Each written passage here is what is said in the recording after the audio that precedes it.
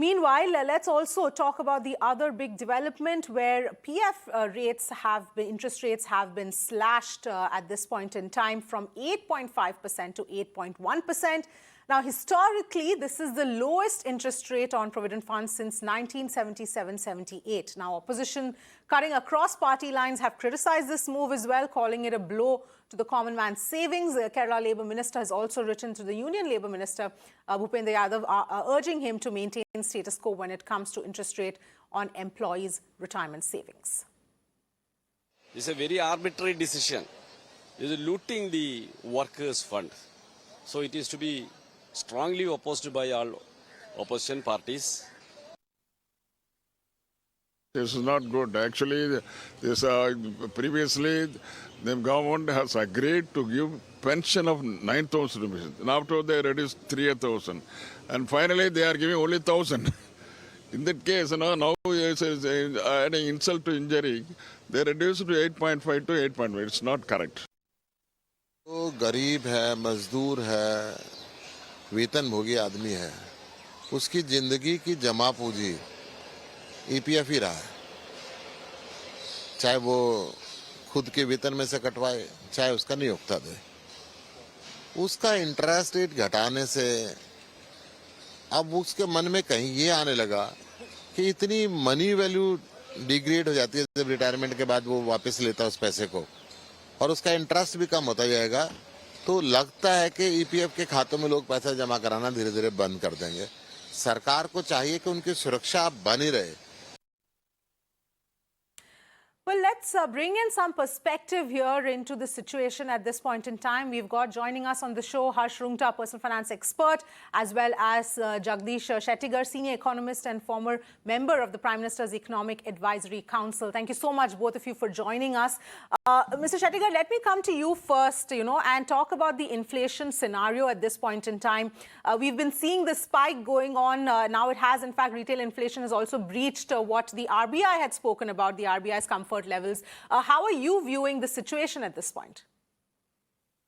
No, you want my reaction on the inflation or EFP? On the inflation first, and then we'll get to EPF as well. No, inflation, there are many factors, both domestic as well as the external factors. And we have been seeing how there is a crude oil prices have been going up. Not only that, even other commodity prices. These are the imported, what I call the imported inflation. And apart from that, domestically also there has been supply chain disruption. So both are causing the prices going up. So certainly now it has just crossed the RBI's inflation target, because RBI's inflation target is 4% plus or minus 2%, which means that 6% is a maximum. Now it's just breached 6%. Now, whenever it breaches the border, obviously the RBI will have to initiate the monetary policy measures in order to contain the inflation through the tight monetary policy. But right now, the RBI is also in the dilemma, because we are just what we call coming out of the pandemic effect. Last year, we had a negative growth of 7.3%. And this year, we are expecting a growth rate of around 7.8%, which means that if we take the negative growth rate of last year, it is marginally plus, it is less than 1%. So now the focus should be on the revival of the economy, because I believe that as an individual, he's basically what he call the bread earner, and the secondary role is the how to spend the earning. Because without earning, how can he become place his role as a spender? Because in order to spend, he should have the purchasing power, which is possible only when he has got an opportunity to earn, which is linked with the economic activities, that is a growth. So now the focus is on the revival of the economy. That is why I said that the central bank's hands are tied. Now it is the last time also, as well as even in the October meeting, one member in the MPC voted against the majority's view. But the majority voted in favor of uh, initiating a policy, continuing the monetary policy in favor of revival of the economy. I think that situation still continues. So though, I mean, it is everybody is affected with the price rise, with that purchasing power gets eroded. But I think the focus should be on the revival of the economy.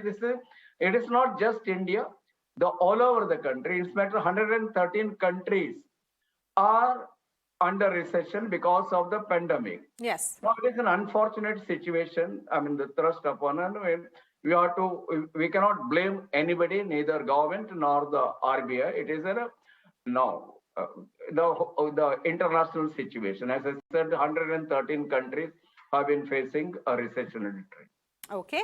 All right. In fact, Mr. Roongta, coming to you here in terms of, like Mr. Shettigar was pointing out, the fact that the purchasing power is going down, and at the same time here, we've also seen this move of the EPF interest rates being cut as well.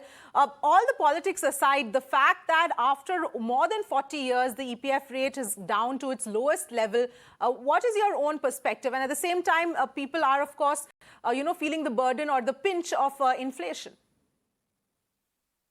I actually would want to make 2-3 points. I think one, at the end of the day, the EPF is actually managing an investment fund, right? It's a large fund, probably the largest in the country today. It exceeds, I think, 10 lakh crores. So it's one of the largest investment funds in the country. But ultimately, an investment fund gives return from what it earns. And therefore, I think to expect magically a return that is higher than what it has earned, that can only happen if the government gives it an explicit subsidy. If the government is not giving it an explicit subsidy, then obviously whatever the investment fund earns is what it will declare as a return. So I think that's point one, that I think our expectation from an investment fund should be what the investment fund earns. It is another matter. I think you look at a comparative fund like the NPS. Now that also manages a large fund for government employees who have been hired since 2004. Because the employees it is completely fund driven, so there is no expectation. There is no hullabulla when the returns there drop. But if you look at the returns that an NPS has given, now those are fund-based returns, very much like a mutual fund, right?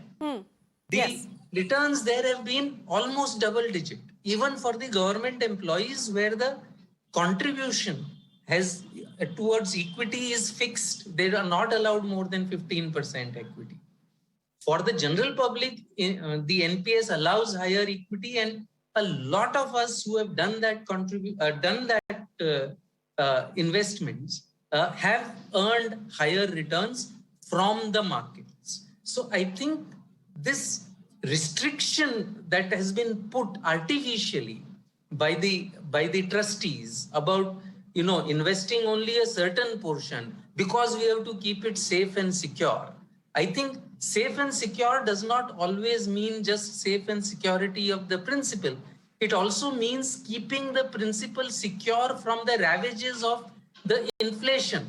And as inflation is going to go up, and I think we all have to be reconciled to that, we are going to see bigger and bigger issues with this. That's, I think, point number 2. 3, the government is already subsidizing this by paying extortionate cost for the administration of EPFO. Please remember, the employers pay 1.1%, but over and above that, the entire cost of EPFO is borne by the government today. Can you think of a mutual fund that largely manages a government securities portfolio? 95% is a government securities and a public enterprises CPSE bond portfolio. Only 5% is index funds. Can you imagine that having a expense ratio of 3%. It would have closed down long ago. It's an extremely inefficient organization that exists simply because of the law. I think, as Mr. Arun Jaitley had said in Parliament, the EPFO does not have subscribers, it has hostages. So it is because of the law that people are stuck. Even the option to shift from EPF to NPS has been stymied by the EPFO. I think it is about time that we stop treating EPF subscribers as children who need to be protected. Give them the choice to choose between EPFO and NPS and let them decide whether they want to be governed by market forces or whether they prefer the so-called safety that the EPFO offers. Yes, absolutely. I completely agree with you, Mr. Roongta, on several of the points that you've mentioned. Mr. Shettigar, your thoughts on this? Because from a layman's perspective, somebody who has, has his money or her money in PF for the last several years, we've gone back to the 70s, 1970s, when the interest rate was 8%. We're almost at that level now. And at the same time, like we're talking about, inflation is, rising as well. We are possibly going to enter the rising interest rate environment. So in some sense, to a layperson, it would appear counterintuitive. No, we cannot say that he is cheated.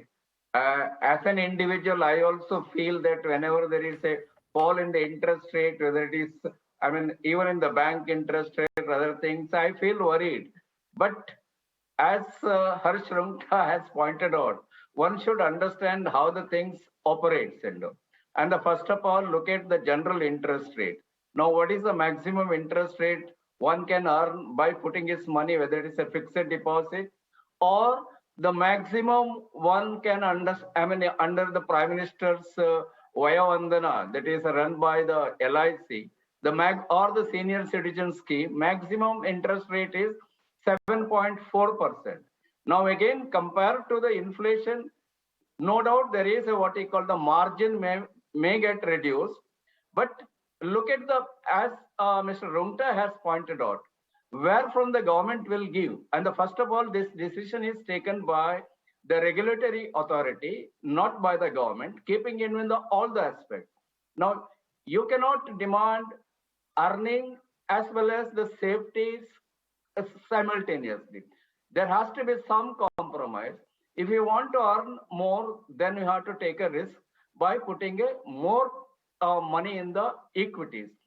Now, the people who are opposed don't allow. That is why there is a limit. It started with the 5%. Now, since 17, it is a 15% is invested in the equity. That is only the part where one can hope to earn more by investing in the stock market.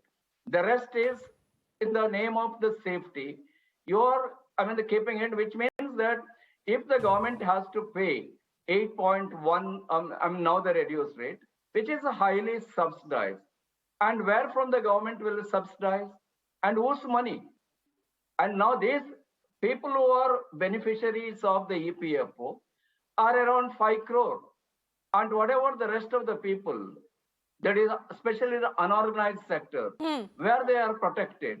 Now this money, when the government pays, that is by subsidizing it, where from the government will pay?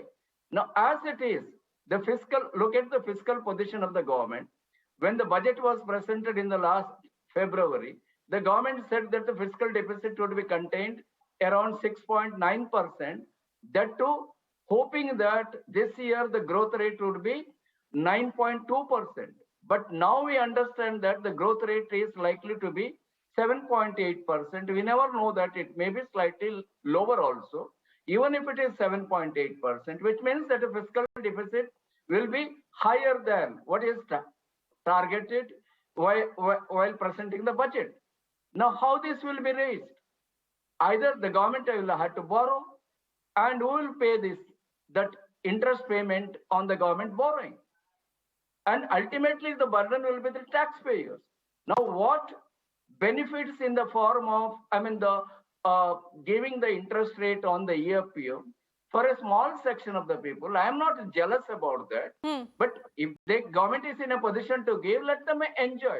But this is only 5 crore people.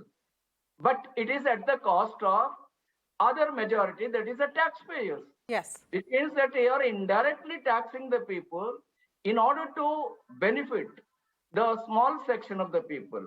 But if the government is in a position to give, that is nobody. I mean, nobody should feel. But that is, we should look at the government fiscal balance, that is the fiscal deficit, and ultimately the burden on the taxpayers.